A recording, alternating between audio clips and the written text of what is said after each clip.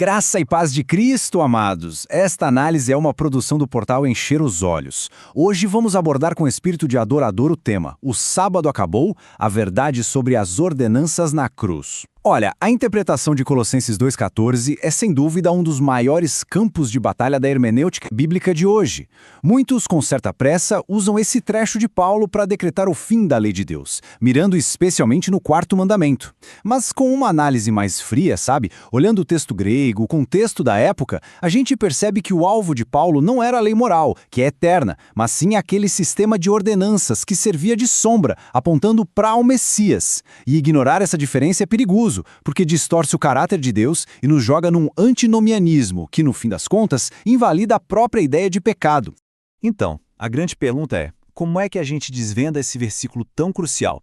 Como a gente separa o que era para sempre do que era só por um tempo?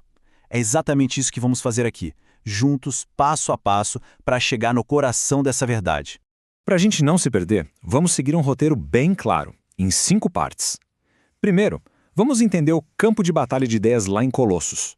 Depois, a gente vai ver como os símbolos da aliança mudaram, o que foi cumprido.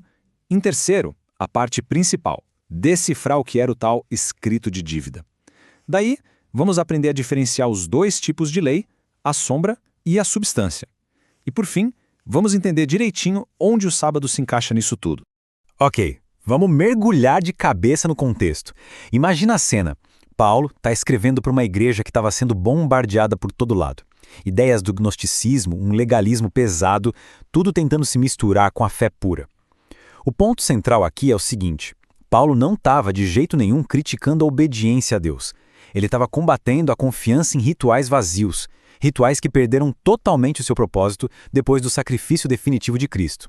E essa ideia de rituais que perderam sentido nos leva direto para o nosso segundo ponto. Para entender o que foi cravado na cruz, a gente precisa olhar para como a nova aliança redefiniu os sinais de quem pertence ao povo de Deus. A transição da circuncisão para o batismo é, sem dúvida, a chave para desvendar isso. Vamos lá. A aliança de Deus sempre teve sinais que a gente podia ver. Na antiga aliança, era a circuncisão na carne, um protótipo, um sinal que apontava para algo muito maior. E esse algo maior é a circuncisão espiritual. Pensa numa cirurgia do coração, feita pelo próprio Espírito Santo, que arranca a nossa natureza de pecado.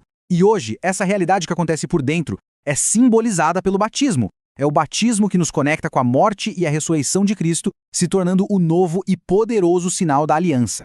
Agora sim, chegamos no coração do mistério de Colossenses 2,14. E para decifrar esse enigma, a gente vai precisar agir quase como detetives e investigar 2 palavrinhas-chave no grego original, xerografon e dogmasin. São elas as pistas que vão revelar o que de verdade foi pregado naquela cruz. Então, que diabos é esse tal de xerógrafon? Presta atenção, isso é crucial. Não é a lei de Deus. A palavra significa, literalmente, um documento de dívida escrito à mão. Pensa nele como se fosse o processo judicial contra a gente, sabe? A lista de todas as nossas falhas, de todas as nossas transgressões, que perante a justiça divina nos condenavam à morte. Era a nossa sentença. E aqui a diferença fica cristalina. O que era contra nós não era o padrão perfeito da lei de jeito nenhum. A lei é santa, justa e boa. O que nos era contrário era a maldição da lei, a penalidade por a gente não conseguir cumprir esse padrão perfeito. Entende? Cristo não veio para quebrar a régua moral de Deus. Ele veio para rasgar a nossa nota promissória. Ele pegou o nosso registro de dívidas, a nossa sentença de morte e pregou na cruz, pagando a conta por completo. E quanto às ordenanças, o tal do dogmasin? Bom, aqui Paulo está se referindo àqueles decretos cerimoniais que eram totalmente temporários. Sacrifícios de animais, as festas anuais, as várias leis de pureza. Tudo isso funcionava como uma sombra, uma prévia que apontava para a realidade que um dia chegaria, o próprio Cristo. Essas leis cerimoniais também acabaram criando um muro de separação entre judeus e gentios, e esse muro foi completamente demolido na cruz. E isso tudo nos leva para uma distinção teológica que é fundamental. Ela esclarece praticamente toda a confusão sobre esse assunto. A Bíblia nos mostra que existem 2 tipos de lei. Uma é a lei moral, a substância real. A outra é a lei cerimonial, que era apenas a sombra.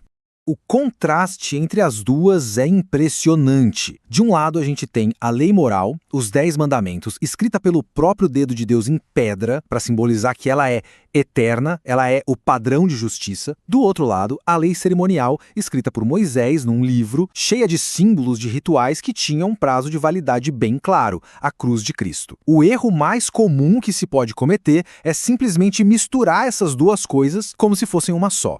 A verdade realmente liberta, e é por isso que ela precisa ser compartilhada.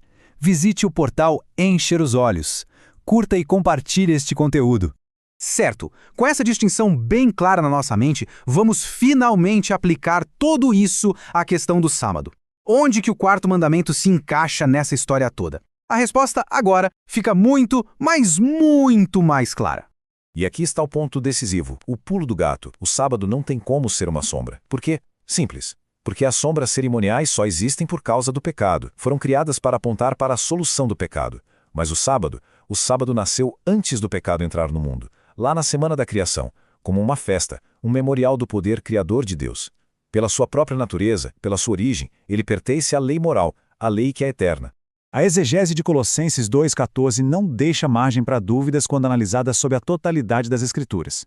O que Cristo cravou na cruz foi a nossa sentença de condenação, o escrito de dívida que provava a nossa culpa. A lei moral de Deus, incluindo o sábado, permanece como o padrão eterno de justiça e santidade para todos os redimidos. Rejeitar essa verdade é desmoronar o alicerce sobre o qual o Evangelho foi construído. Pois onde não há lei, não há pecado, e onde não há pecado, não há necessidade de um Salvador. O sacrifício de Jesus não nos deu licença para pecar, mas nos deu poder para obedecer através do novo nascimento e da habitação do Espírito Santo. O sábado continua a ser o grande teste de lealdade, o divisor de águas entre aqueles que reconhecem a soberania do Criador e os que seguem as tradições dos homens. Viver em harmonia com os 10 mandamentos é a maior evidência de que a graça de Deus realmente transformou o nosso coração, trocando a rebelião pela submissão amorosa. Que este conteúdo ajude a encher seus olhos com o que é eterno e que Deus lhe abençoe e guarde de todo mal.